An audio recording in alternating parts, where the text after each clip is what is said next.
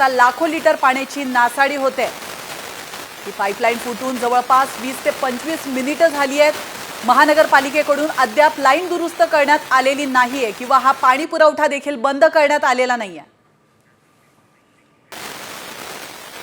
तर आपण या दृश्यांच्या माध्यमातून पाहू शकतो महानगरपालिकेचा हा भोंगळ कारभार आपण या दृश्यांच्या माध्यमातून पाहू शकतो। गेल्या 25 मिनिटांपासून साम टीव्हीवर ही बातमी दिसते, मात्र तरी देखील कुठलीही दखल प्रशासनाकडून घेण्यात आलेली नाहीये। तर 20 ते 25 मिनिटे झाले आहेत, तरी देखील महानगरपालिकेकडून अद्याप लाईन दुरुस्तीचं काम हाती घेण्यात आलेलं नाहीये। आता लाखो लिटर पाण्याची नासाडी होते। ही पाईपलाईन फुटून जवळपास 20 ते 25 मिनिटं झाली आहेत। महानगरपालिकेकडून अद्याप लाईन दुरुस्त करण्यात आलेली नाहीये किंवा हा पाणी पुरवठा देखील बंद करण्यात आलेला नाहीये। तर आपण या दृश्यांच्या माध्यमातून पाहू शकतो महानगरपालिकेचा हा भोंगळ कारभार आपण या दृश्यांच्या माध्यमातून पाहू शकतो।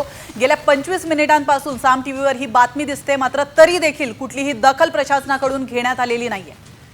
तर 20 ते 25 मिनिटे झाले आहेत, तरी देखील महानगरपालिकेकडून अद्याप लाईन दुरुस्तीचं काम हाती घेण्यात आलेलं नाहीये।